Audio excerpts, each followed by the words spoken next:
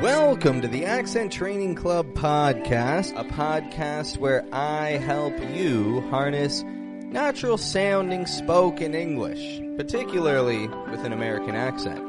And today we're going to look at something which is pretty American-sounding, the way that we stretch it out. Today we're going to look at a particular vowel sound. This is what we call a digraph. What is a digraph? Digraph.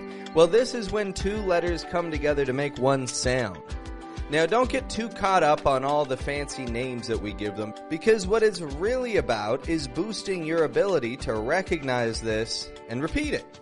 So, all the names are just to confuse you and make you give up. We're going to look right past those, and we're just going to get straight to the good content. This digraph that we're going to look at is when the letters A-U or A-W come together in a word. Sometimes in the beginning of a word, sometimes in the middle of a word, sometimes, in the case of A-W, at the end of a word. Words like la, saw.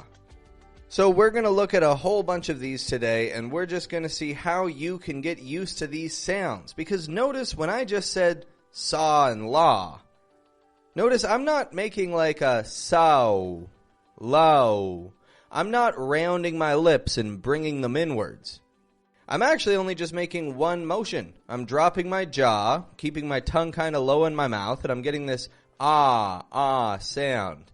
And the trouble is that a great number of non-native English speakers will try to force that W or that U sound in there to get low or pose instead of pause, pose. So we want to get the hang of this today and develop a good ear and listening skills to really get used to the sounds of the vowels of spoken English in an American accent. Now, just before we get into that, I've got to take a moment to tell you folks about this fantastic video course.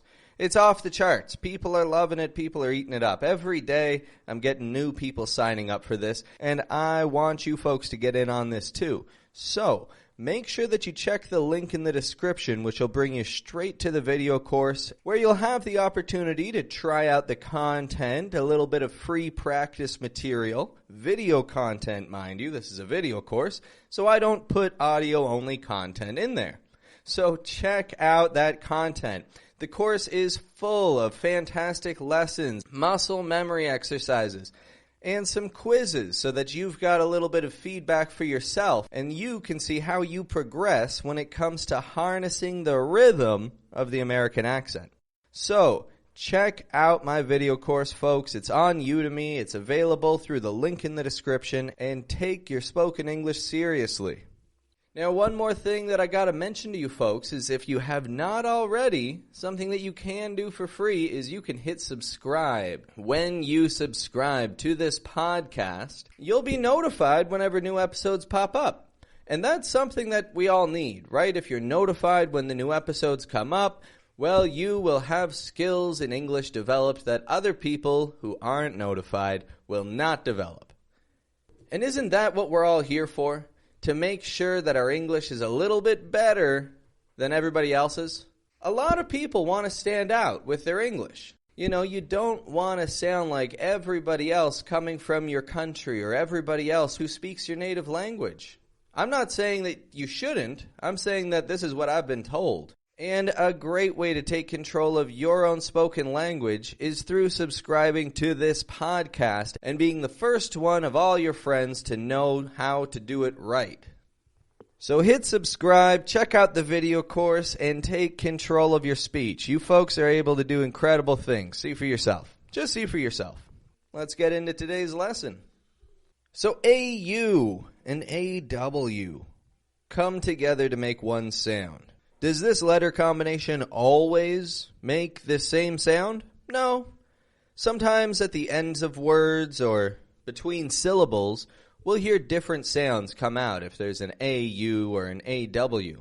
But today we're just going to focus on a whole bunch of familiar words that are going to make sure you develop the skills to reproduce this effectively. Check this out right here. So AU and AW, they come together to make one sound. This is a digraph, like TH, CH. These are digraphs. Now, at the ends of words, AW is a digraph. It makes this ah sound, but if AU comes at the end of a word, it makes an O sound. Tableau, plateau, O. However, AW at the end of a word, ah. This ah sound is the same movement as what we learned when we learned the short O. Words like top, stop, sorry, ah. It's also the same as the ah sound that we hear in father, ah, father. A lot of people will pronounce this ah like la, pause, and claw as a moving sound. People will round their lips to make an ow, saying low, pose. Our goal is to learn a new habit, to teach our muscles a new habit, keeping the lips neutral and the tongue low in the mouth when we make this ah sound. So let me just repeat some of these words that I've said so you can get an idea of what we're working with. La, pause, claw, cause, saw. Now this ah sound is common in many languages, and I find people don't have too much of a difficulty picking it up. Maybe some minor adjustments that we gotta make, but overall it isn't a terribly tricky sound. Ah. What we want to do is first adjust the tongue position. We want to feel the backs of the bottom teeth with the tip of your tongue. Feel that yourself. The backs of the bottom teeth. Then we want to have the entire tongue around this level. So we're keeping our tongue low. We want to make sure that the center of the tongue is pointing kind of downwards. It's not pointing up. If it points up, we're going to get an ah. But if it points down, the center of the tongue, we get an ah. Subtle difference in the movement. We then just drop the jaw and add our voice.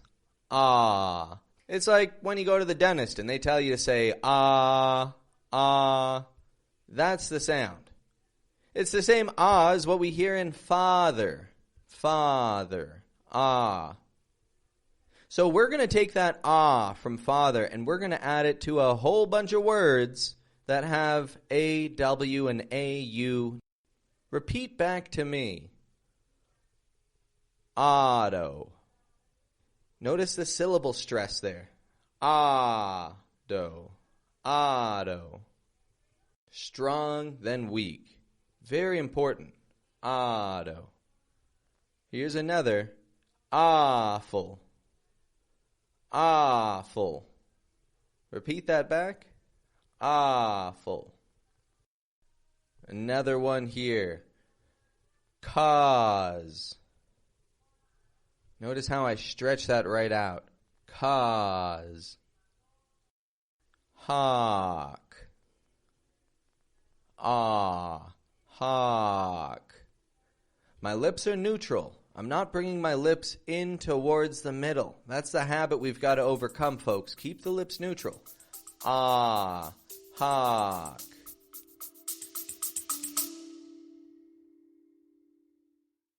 Folks, this is just a quick message to remind you to subscribe to the Accent Training Podcast. If you haven't already, you don't want to miss a second of this accent training experience.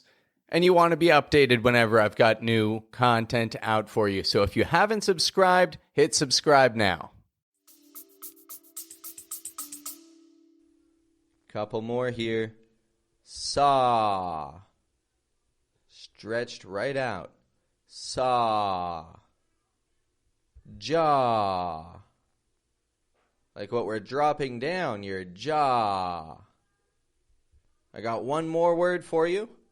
Thaw. Thaw. What is thaw?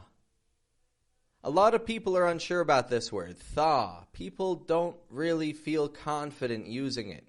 Here's what thaw means, unfreeze. Thaw, unfreeze. They're synonymous. Check your packaging on your chicken in your fridge.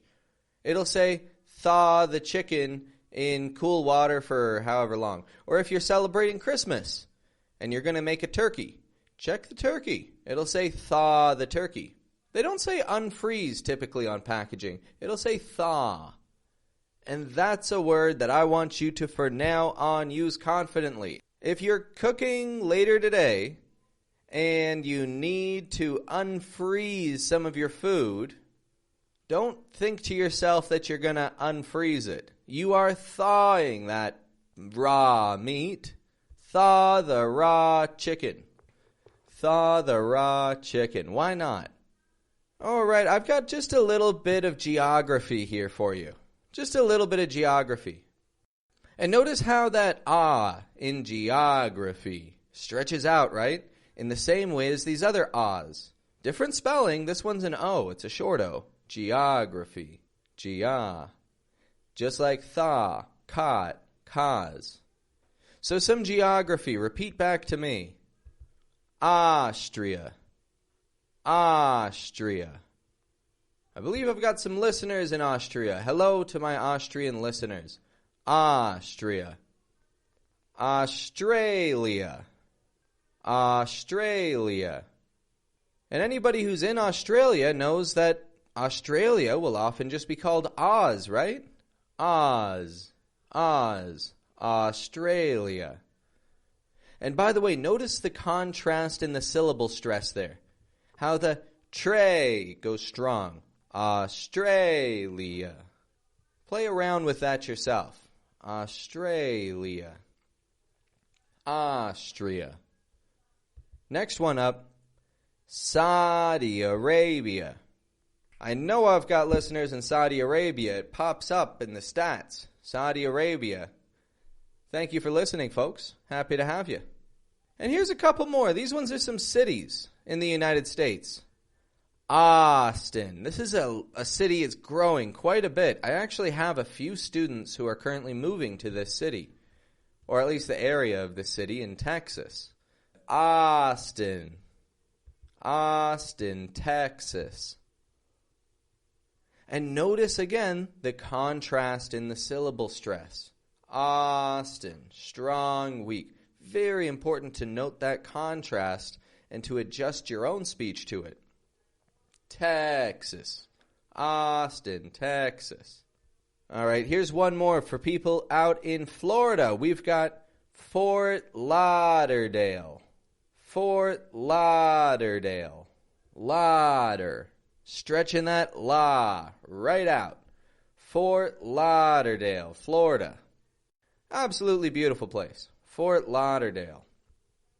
All right, folks, if you know how I run things, then you know what's coming up next. Just a few common phrases that I'm sure you can work into your daily life using this digraph kind of sound.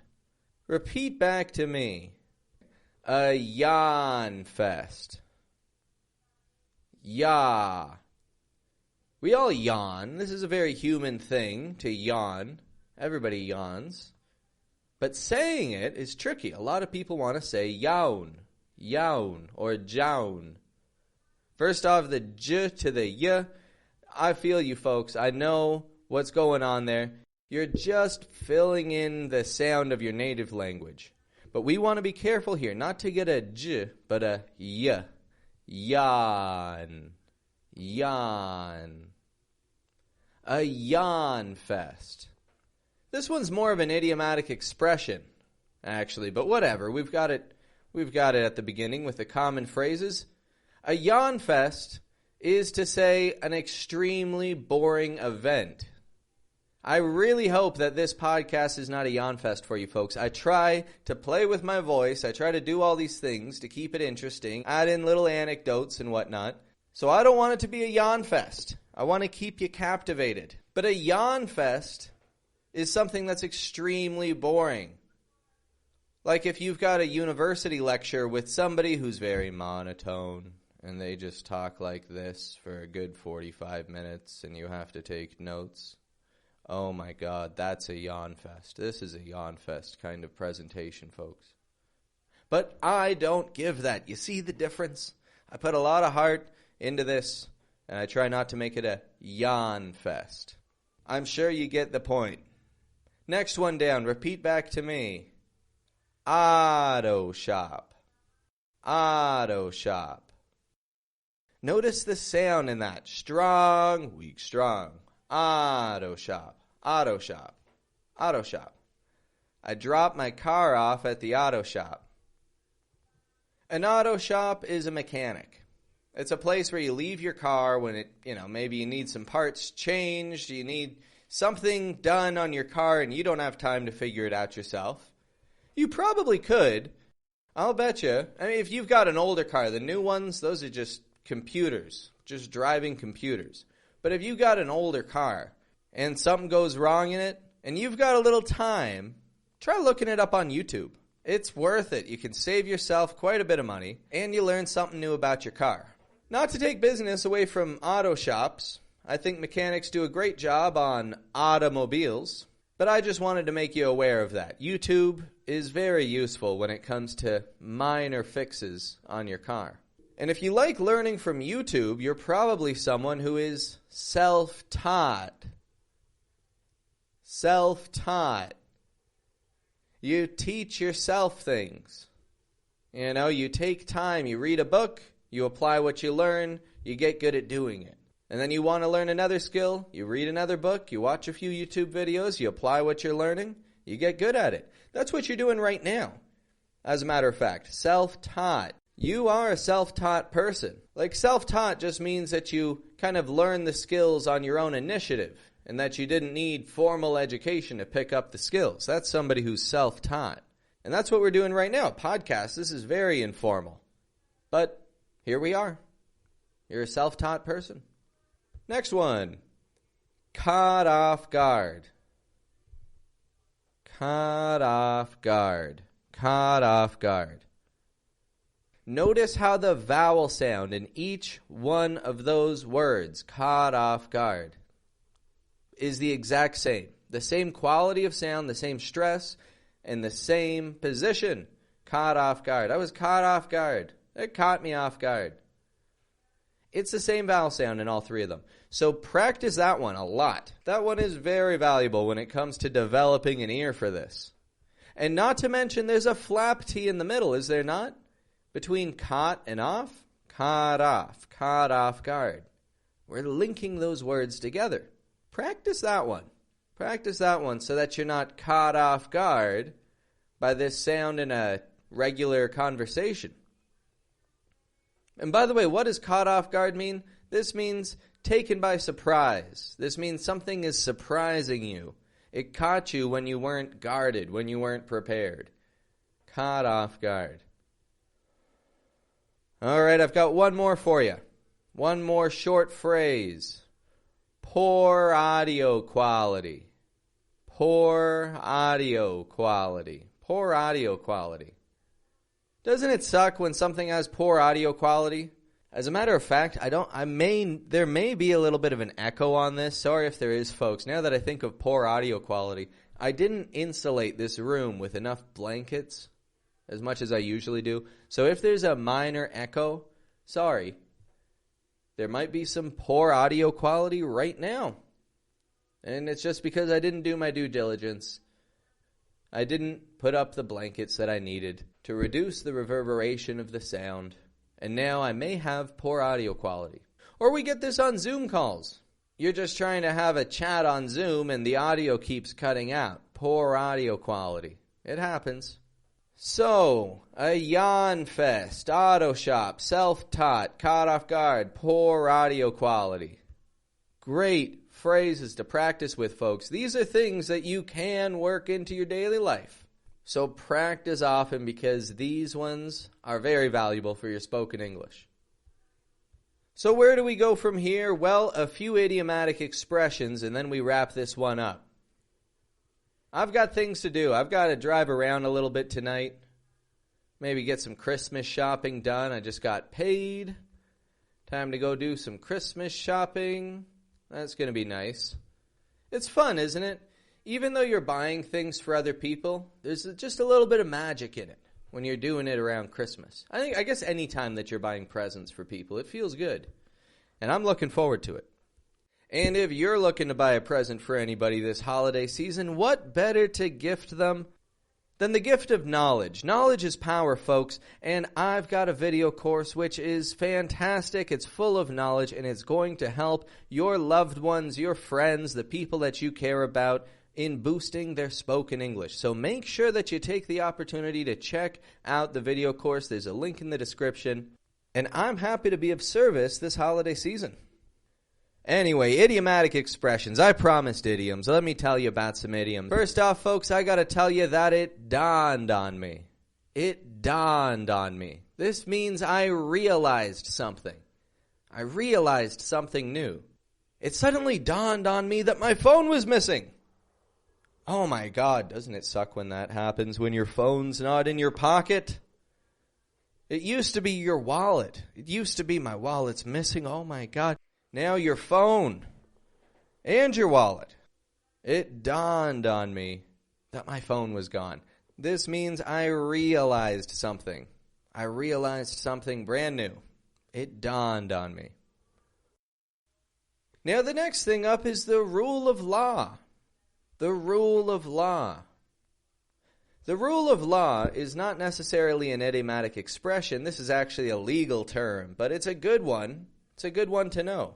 The rule of law is that the law applies equally to everybody, even officials in the highest positions. Does this actually apply in real life? No, it's imaginary. Come on, we all know this is just fairy tale stuff. But it is an actual thing. It is an actual legal term, and it is an actual rule, the rule of law. The law is supposed to apply to everybody. But we're not here to get upset about, whoever thinks that they're above the law. We're just here to practice our English. So, it dawned on me. I realized something. The rule of law means nobody's above the law. We're all equal under the law. These idiomatic expressions, along with some of these others that we've seen, caught off guard, self-taught, yawn fest, great expressions to use in your daily life.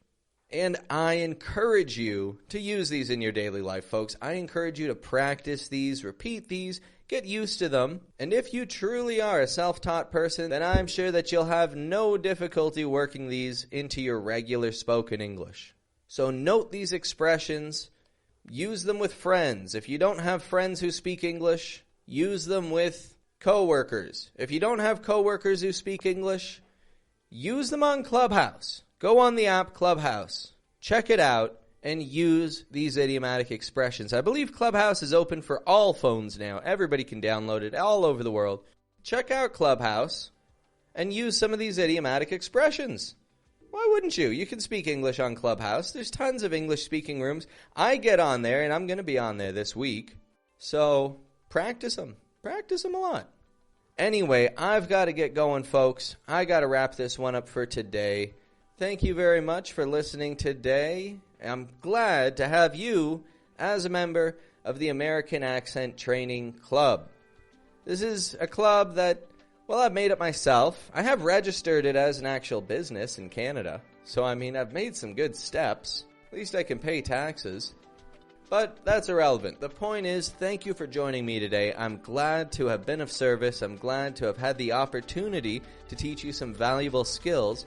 Now go out in your daily life and practice saying things like raw meat, self-taught, or jawline, against the law, rule of law. Practice these yourself, and you'll get the hang of this in no time. Well, it's been an honor chatting with you today, folks. I wish you a fond farewell. Enjoy your morning, your evening, your afternoon, your late. If it's very, very late in the night and it doesn't really feel like it's tomorrow, that's all right. Enjoy that, 2, 3 in the morning. That's all right. Enjoy it. These are the moments that we have to enjoy, and you're using them correctly to learn new skills.